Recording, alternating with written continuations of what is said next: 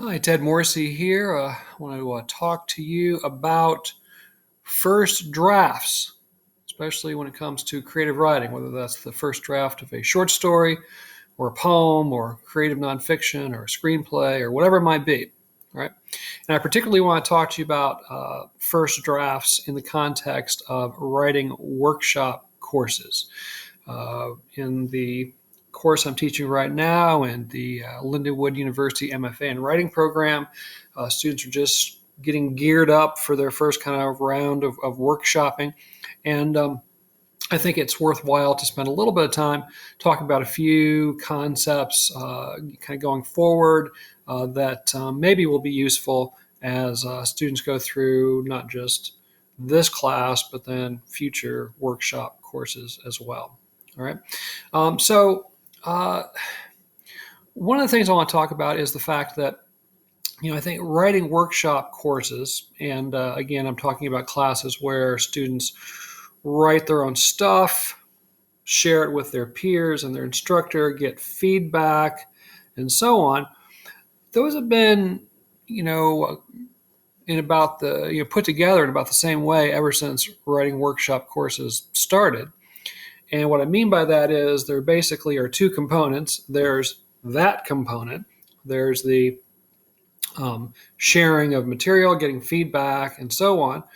But generally speaking, there's also a component where there is a textbook or maybe multiple textbooks, or in our case, in some cases, online links and so forth to really, really well-written stuff, award-winning, again, whatever it is, stories, poems, creative nonfiction, memoir, etc. Really well-written, again, award-winning stuff, pushcart prizes, best American stories, best American essays, poetry, accolades, and so forth. And of course, that makes good sense because obviously you want to have, everyone kind of reading these certain pieces, and then you can talk about why they're so successful, why they're so effective, and so on.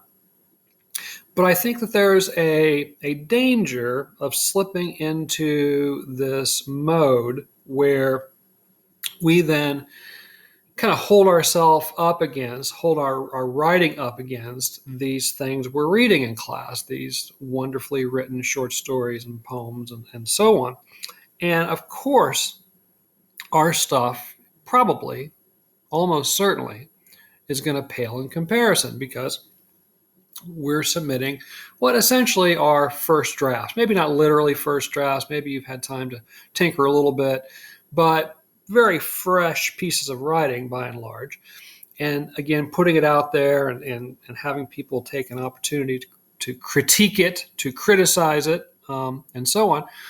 And so it's very easy, I think, to get kind of discouraged during writing workshop courses. For one thing, again, you may be getting quite a bit of criticism, negative criticism, people pointing out to you what they don't like about your writing, what doesn't make sense to them, what doesn't seem to be working as far as they're concerned, and so on. So you've got that, coming in, eating away your self-confidence, your self-esteem. And then meanwhile, you're looking at these wonderful stories, written by these writers, maybe some of whom because they're kind of legendary, they're well known, maybe others you haven't heard of, but they still are being held up to you as this great author with this great work. And so again, whether others do it or you yourself do it, comparing what you're putting out as a writer versus what you're looking at as examples, as models, that can also chip away at our self-confidence and get us thinking, how can I ever write work like that? Hang on, I'm sorry, I got to pause a second. Okay, I'm back. So again, just chipping away, eating away. In fact, one of you put on one of the discussion boards that it was the kind of criticism, the negativity that you experienced in a workshop course or maybe multiple workshop courses, I think you said 20 years ago, is why you stopped writing altogether. And now we're finally, 2 decades later, trying to get back into the writing zone. And I really appreciate your sharing that because I think a lot of writers feel that way. I know I was really demoralized after my first time of being workshopped in a creative writing course, a graduate creative writing course. And, because I had always felt like I was, a pretty good writer and got good grades on my writing and got all this praise, from my English teachers from basically kindergarten through undergrad. And here I was suddenly, offering my writing, and people were just tearing it to shreds. And it really, really, like I say, I did a number on my ego, my self-confidence, and so forth. I luckily stuck with it and eventually got to the point where it was kind of like water off a duck's back. Say what you will. I'm okay. I'm feeling okay about what I'm writing. But not everyone can get to that point or can get to that point so easily, right? So that was one thing I wanted to really underscore is don't let yourself fall into this mode, this way of thinking where you are comparing what you're doing week to week to week with the examples that you're being offered from published work, maybe award-winning published work. For one thing, we have no idea how many drafts those stories and poems and so forth went through. Probably many, many, many drafts. Maybe it took that writer weeks or months or even years to write that 5-page short story or write that sonnet. Maybe just draft after draft after draft, maybe putting it away for a while, coming back to it later. I was at a reading just a few years ago with Bonnie Jo Campbell, who's a short story writer and novelist. She was a finalist for the National Book Award. The year that I saw her, she was brought to the campus where I was teaching to give a little talk, give a reading, largely because she was a finalist for the National Book Award. And she read a short story to us that had been published not too long before that in the Southern Review, which is a really good literary journal, venerable, well-respected, the kind of journal that regularly has pushcart prizes and O. Henry Awards, O. Henry Award-winning stories in it and so forth. And she was telling us, I can't remember if it was like before she read it, kind of leading up to reading it, or whether maybe it was in the Q&A afterwards.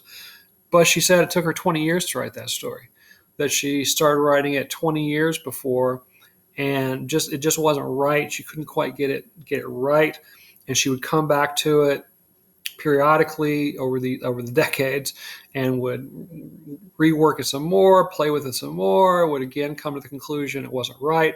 Then finally, for whatever reason, after some 20 years of working on this one story, it just kind of came together and she felt like it was working finally. And so she sent it off and it was published in the Southern Review and so on.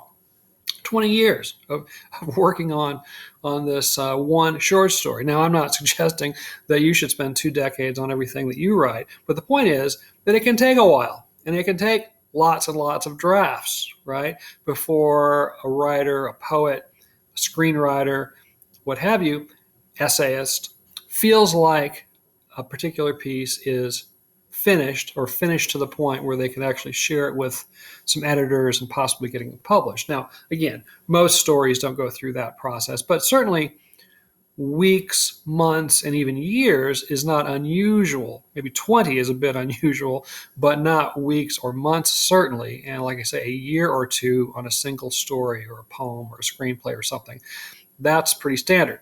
Novels obviously take a long time to write as well for most people. So they're going to go through multiple drafts and so on. All right. So again, we're about to embark on some workshopping.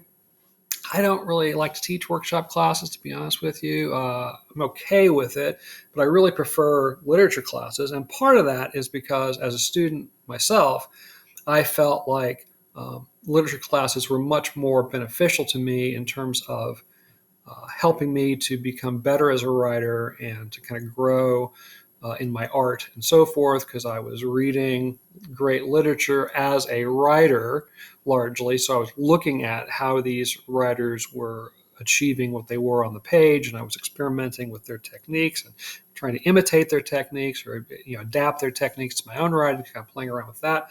So I really felt like the literature courses I took were much more beneficial to me.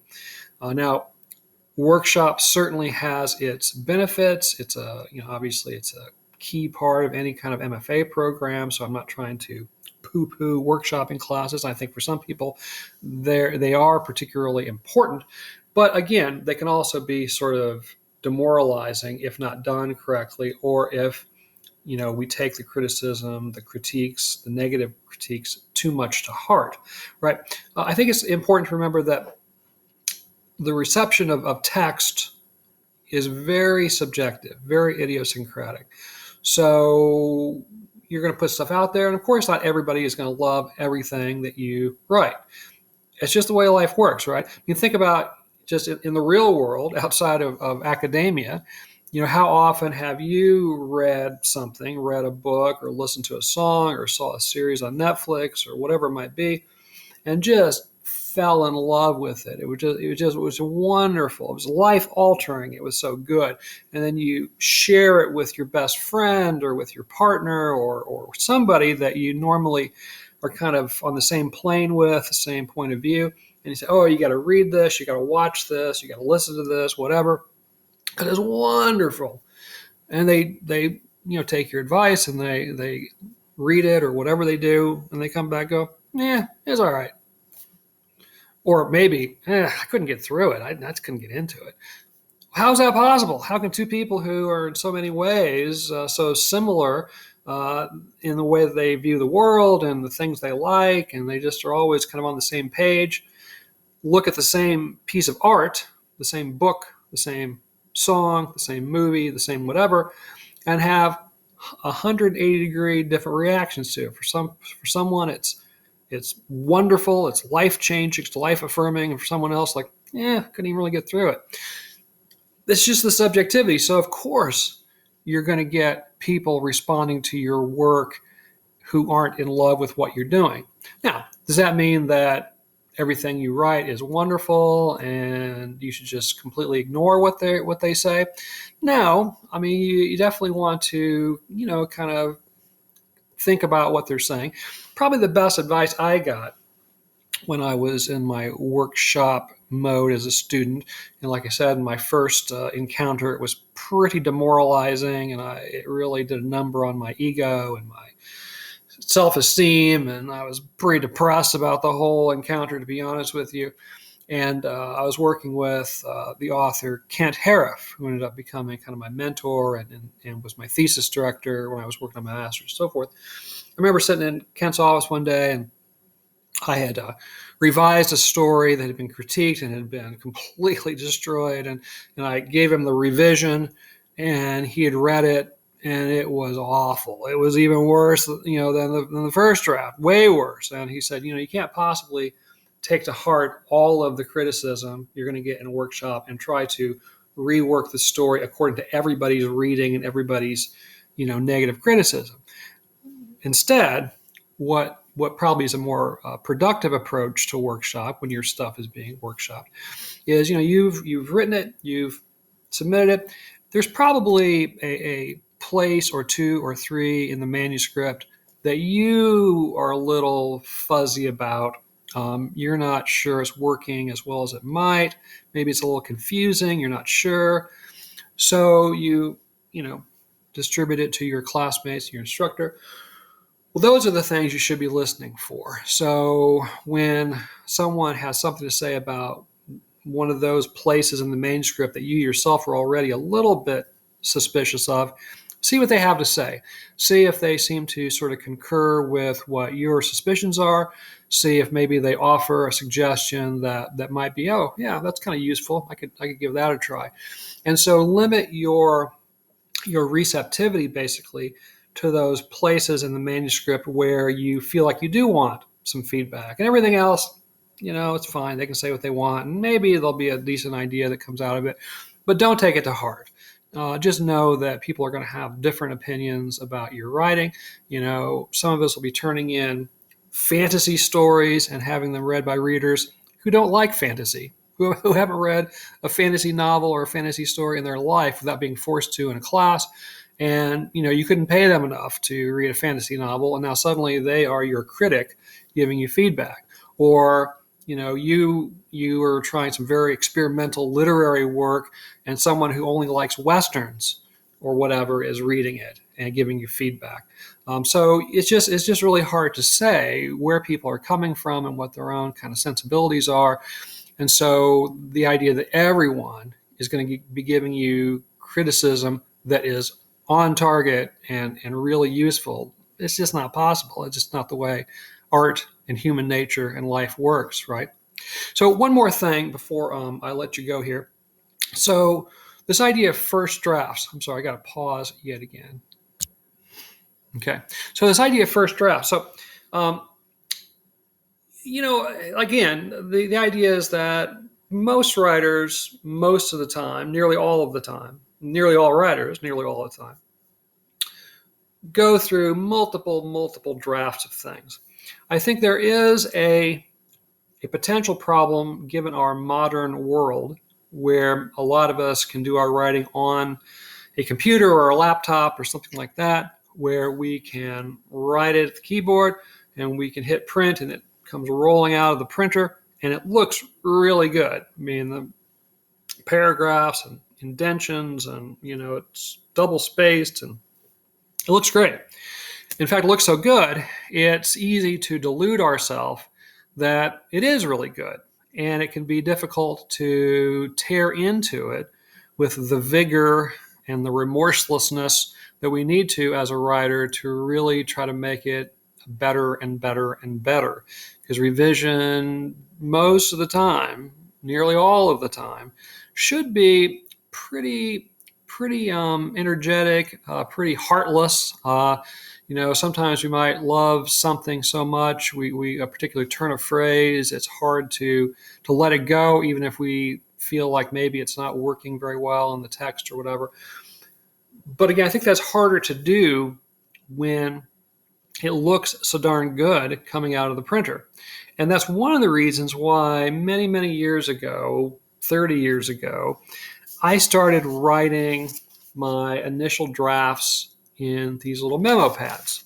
And that page actually looks pretty good. But oftentimes the pages are, really kind of torn up. Again, this one, I'm kind of looking for a page that has lots of arrows and crossouts and so forth. This maybe is a little messier, but it obviously is not good looking. It's not a manuscript page. It's thoughts on some paper. I've got some notes off to the side of things I might want to do as I come back to the story. The other thing that I do, a few years ago, I thought, I really wish I were keeping a diary too. I don't know. I think I'd like to have kind of a record of my time, but I didn't see any way that I could have time in my life and kind of devotion to both writing my stories and sometimes my poetry, but mainly my stories, but also my scholarship and so forth, and keeping a diary.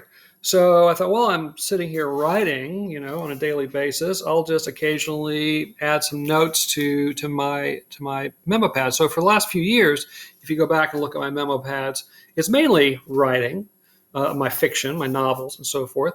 But also interspersed in that are just daily events, just a little paragraph or a few sentences or a few phrases about things that have been going on that are kind of noteworthy that I might, years from now I might want to look back on, or maybe one of my kids might want to look back on it or something.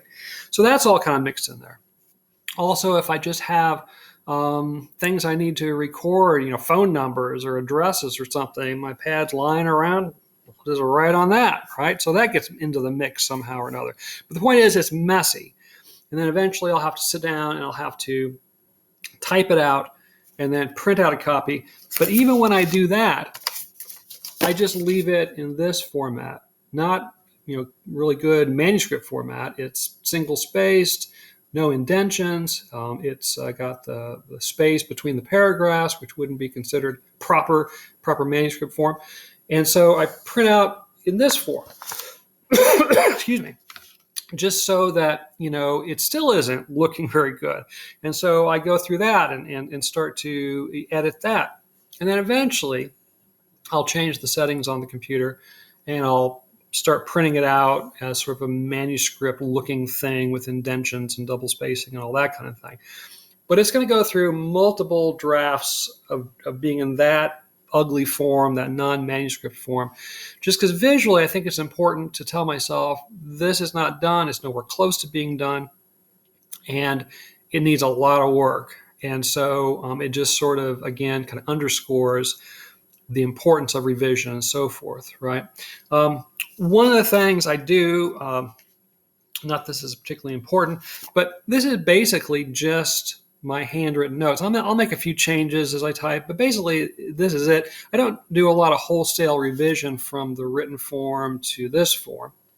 But one of the things I do is that if I get to a point in the manuscript or in the story where I feel like I need some research, I'll just kind of leave a blank there, and I won't get bogged down by having to stop the process and going and researching something right then. I'll keep the kind of narrative going. But when I then sit down to type it up, that's when I'll take a few minutes to Google some information or whatever it might be. And then I'll flesh out that part with some information, some research and so forth that I didn't know but felt like I needed to know when I was first writing. So that's one kind of significant change that happens between the handwritten version and the first typed version. But beyond that, there isn't much revision that goes on. All right, so I'm going to stop there. I don't want this video to be too long, but I'd be interested to know what you have to think about any of this, particularly maybe this idea of holding up your kind of first draft work versus this award-winning stuff that we're also reading in class, and then any other thoughts you have on workshopping, revision, that kind of thing. All right.